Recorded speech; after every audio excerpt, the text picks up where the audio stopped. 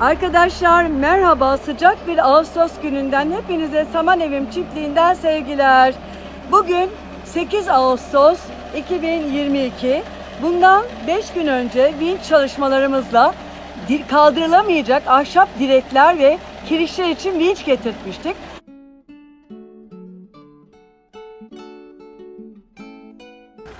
Arkadaşlar merhaba, hepinize günaydın. Saman Evim Çiftliği'nden sevgilerle. Efendim bugün 3 Ağustos 2022. Bugün ne yapıyoruz? Bugün önemli ve zor bir süreci yaşıyoruz. Bu da bizim size bahsettiğim daha önceki çekimlerde dikmeleri, kolonların ve kirişlerin vinç ile kaldırılıp yerleştirilmesi ki bu zor bir işlem hakikaten. Çünkü vinçin kolunun da 15 metre olduğunu öğrendik. Değişik yerlerinden evin yanaşarak yapacağız bu işlemi. Bakın bu şekilde daha önceden hazırlanan, bakın şurada köşede 35'e 35, şurada köşede, orada köşede gibi yerlere dikmeler yerleştirilecek. Yani zor bir gün bizim için ama önemli bir işlem. Barbaros Beyler çalışıyorlar.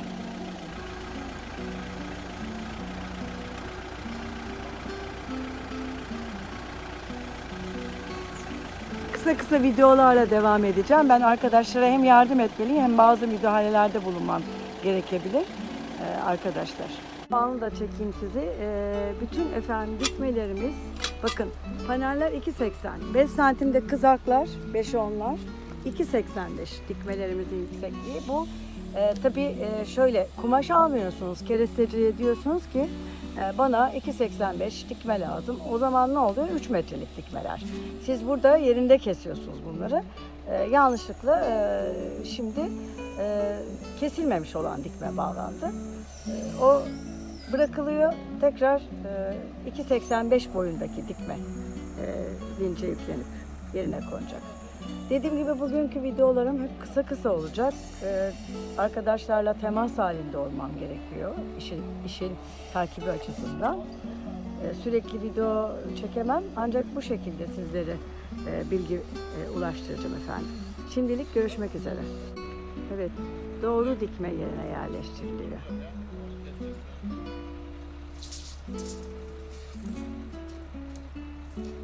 Arkadaşlar.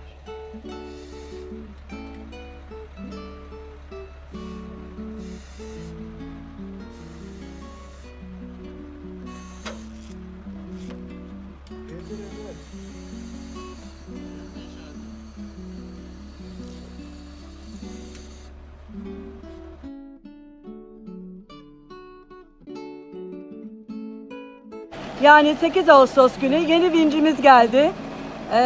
Keyifli bir operatörümüz var. Bir el sallayalım. YouTube'a video çekiyorum hocam. Bize el sallıyor. Az sonra çalışmalar başlayacak. Bugün size kısa videolarla neler yapıyoruz anlatacağız. İlk direğimizi dikmiştik. O kısa kollu vinçli.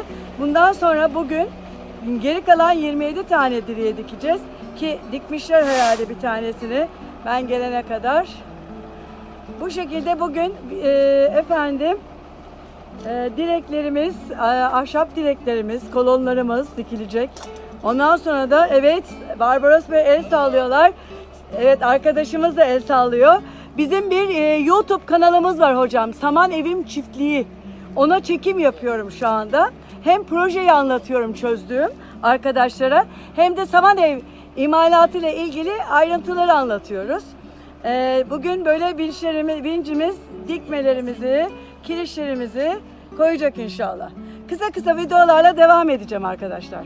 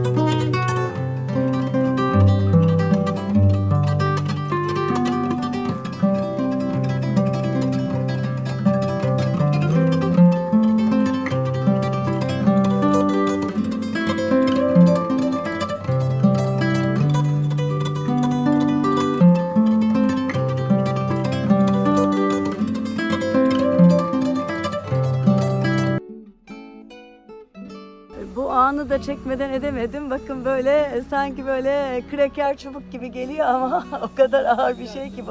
Aman dikkat, sallanıyor Barbaros Bey. Boşalır. Dikkat. Aşağı doğru. Kraker çubuk gibi ama tehlikeli işte, dediğim gibi benim için önce insan arkadaşlar. İş sonra. Önce insan, her açıdan. Her açıdan. Güvenlik açısından, işçiler, arkadaşlarımızın morali açısından önce insan. Sonra iş. Sonra bir takım şeyler. Sonra turizm. Sonra işte ne bileyim, aklınıza ne gelirse ya. Biz karı koca önce insan diyenlerdeniz. Evet, bakın yanaşıyor. Yavaş yavaş. Sallanıyor tabii. Frek böyle bir salınım yapıyor. Ellerinde değil. Şimdi yavaş yavaş indiriliyor. Oraya konacak. Oraya 2 tane konacak hatta. Evet. Ben de heyecanlanıyorum ara sıra. Konulduktan sonra size bir de hepsi dikmelerini çekeceğim. Bu şekilde konuyu kontrollü, karşılıklı konuşarak halletmeye çalışıyorlar.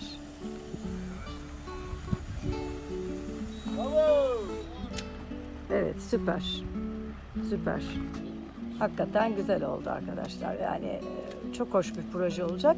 Hemen sizinle bir şey paylaşayım. Bu dikmeleri becerebilirsem güzel bir verniklemeyi, açıkta bırakmaya bu kadar ahşap dikmeleri, geri kalanını da beyaza boyamayı, aynı Norveç evleri gibi düşünüyoruz. İnşallah becerebiliriz. Bunu izleyen güzel yürekli insanlara da sesleniyorum.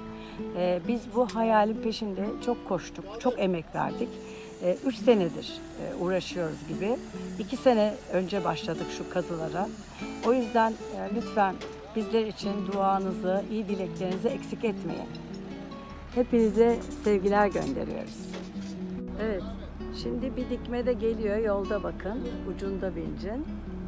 Şu boşluğa, şu araya konacak arkadaşlar. Şu araya, şunun karşısına denk gelecek. Bu şekilde.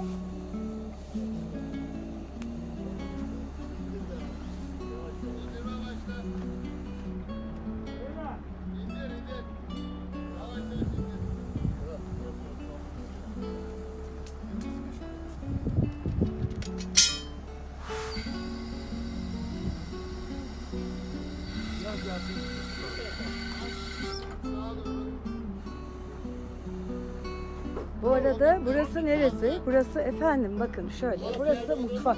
Evin mutfağı. Burası da iç avlu dediğim gibi iç avlulu evleri çok seviyordum. Öyle bir proje çizdim. Ev halkının daha mahrem bir yeri de olsun, alanı da olsun istedik. Bakın dikme geldi. Yerine yerleşiyor. Bu şekilde daha tabii ki montajlanacak, itilecek, tam öpüşecek. Aynı bunun gibi. Bunlar tabii daha tam montajlanmadı. Yani sadece kalaslarla tutturuluyor. Geçici bir montajlama yapılıyor. Daha derin, ince montajlama da yapılacak. Burası evin mutfağı. Burası da kileri 8 metrekare genişliğinde bir kiler olacak burada. Kilerimizi büyük tuttuk, evet. Çünkü biz işletme, kırsal turizm işletmesi olacağımız için, kahvaltı salonu olarak da işleteceğimiz için iyi bir kilere ihtiyacımız olduğunu düşündük.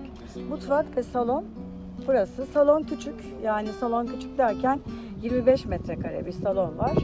30 metrekare mutfak var. Toplam 55 metrekare. Kilerde 8 metrekare olduğu düşünülürse yani gayet yeterli bir alan olduğunu düşünüyoruz. Bu şekilde arkadaşlar. Devam çalışmaya. Burası merdiven boşluğu, alt kata inen. Biraz projeyi anlatayım o zaman size. Yani mimari olarak gezelim. Burası ana giriş kapısı. Henüz tabii ki daha şekillenmedi. Sadece bu şekilde bir giriş kapısı olacak. Girdiğinizde şu bölgede kadın erkek tuvaletleri olacak. Eğer 2. sınıf lokanta turizm işletmesi belgesi almak istiyorsanız arkadaşlar, kadın ve erkek tuvaletlerinizin ayrı olması gerekiyor. Ve sanıyorum değil, öyleydi yönetmelikte, 60 metrekare bir alanınızın olması gerekiyor. Biz bu alanı terasta kullandık ki teraslarımız 60 metrekareden de fazla, 70 metrekare, 75 metrekare teraslarımız var. Gayet yeterli. Yani inşallah turizm işletme belgesi de alacağız. Yani belgeli bir lokanta, belgeli bir kırsal turizm işletmesi olmayı hedefliyoruz ileride. Burası koridor geçişi, burası merdiven sahanlığı, dediğim gibi burası kadın erkek tuvaleti. Şöyle gidersek binanın üst kısmına çıkışı merdivenle düşündük. Çünkü böyle bir apik arazide mimari projeye istinaden buradan merdivenle çıkış olacak. Projeyi de daha önce göstermiştikse burası yönetim odası. Yönetim odası bizim çalışma odamız falan gibi bir yer burası. Resepsiyon yani yönetim odası. Ondan sonra komple teras burası arkadaşlar. Burada şöyle küçük bir dinlenme alanı var, gölge. Böyle bir komple teras. İleride tabii terasa daha sonra inşallah üstü kapama sistemleri. Ama ben tamamen sabit kapamayı değil de açılır kapanır tente sistemi düşünüyoruz eşimle elektrikli. Neden öyle düşünüyoruz? Çünkü ben buranın geceleri çok güzel, gökyüzü çok güzel oluyor, yıldızları. Akşamları akşamüstü gün batımına yakın veya o tenteyi açmak, sabah kapatmak gibi düşünüyoruz. Şu andaki düşünceler bu. Tabii dediğim gibi düşünceler kullanım şartlarına göre değişebilir. Bir şeyler değişebilir sonrasında. Şu andaki düşüncelerimiz bunlar. Bakalım. Biz çalışmaya devam ediyoruz arkadaşlar bugün yine. Bu arada Atilla Bey geldiler. Ustalar benzin istedi. Kesici aletleri için ahşapları kesme motoru çalışıyor. Benzinle çalışıyor. Yani herkes burada el birliğiyle çalışıyor arkadaşlar.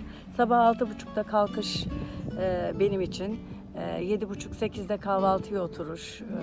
Ustalarımızın güzel bir şekilde önce güne hazırlanmalarını sağlıyorum. Çünkü şehir dışından geliyor onlar. Bir de insan çok önemli arkadaşlar ya. Her şey önce insan için. Önce arkadaşlıklar, dostluklar. Daha sonra iş, tabii ki iş önemli. Ama işi insanlığımızın önüne koymamamız gerekiyor. Bu yüzden biz de ustalarımıza sabah, öğlen, akşam yemekleri artı bir de 5 çayı veriyorum. Yanında bir şeyler hazırlıyorum. Bu arada şantiye şefi olmamın yanı sıra hem aşçıyım, hem bulaşıkçıyım, hem yemekçiyim yani. Kısaca görevim ağır. Bizim için, eşim için de, eşim de bahçeyle çok ilgileniyor Atilla Bey. Ve bu tarz işlerle ilgileniyor. Yani arada bizlere yardımcı oluyor, destek eleman oluyor. Ama şu var, ikimiz de çok yoruluyoruz ama umarım bunların mükafatını alacağız. Atilla Bey, çekim yapıyorum. Arkadaşlara bir el salla. Bu arada ben sana bir soru sorayım. Şurada bizim böyle bir çıkış kapımız var biliyorsun. Buna saç yapacaktık. Evet, ne oldu o Atilla Bey? Onu bugün gideceğiz. Ben hemen Abdüs'e yaparım, kestiririm. Tamam. Onu bir de senden şeyi rica edelim. Kiriş bağlantılarını biliyorsun. Onu da siparişini vereceğiz. Kiriş bağlantılarının siparişleri verilecekti. Onları. Onlar sonradan üstüne koyduktan sonra montaj. Evet, montaj için, sabitlemek için, Sağlamlaştırmak. sağlamlaştırmak için yapıyoruz yani. Evet, böyle bölüm çekiyorum arkadaşlar Atilla'cığım. Çok güzel. Ben şeyi getirdim. Benzini. eldiveni falan Evet, getirdim. gördüm. Teşekkür ediyorum. Sağ olasın canım. Hadi kolay Bay gelsin. bay, sağ olasın. Bay bay canım. Şöyle bir 2 dakika bakayım ben. Tamam canım, bay bay.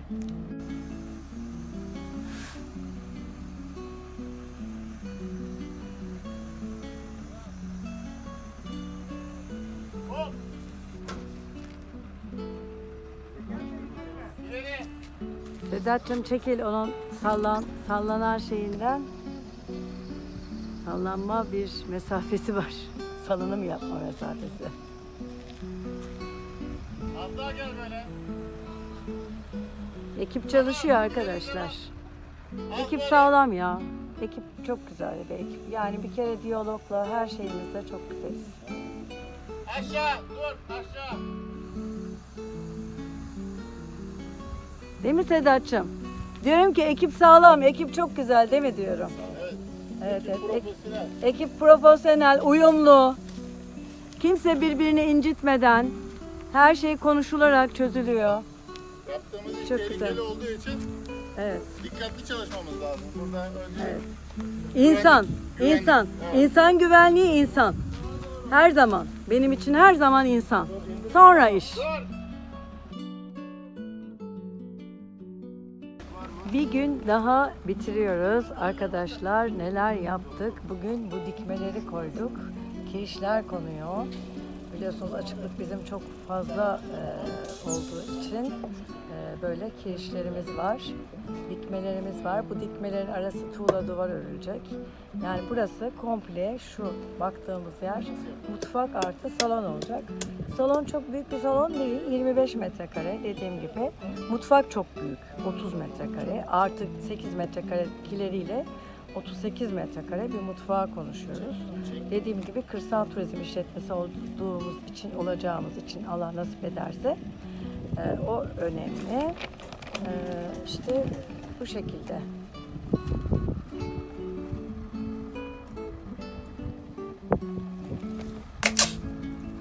Çalışmalara devam.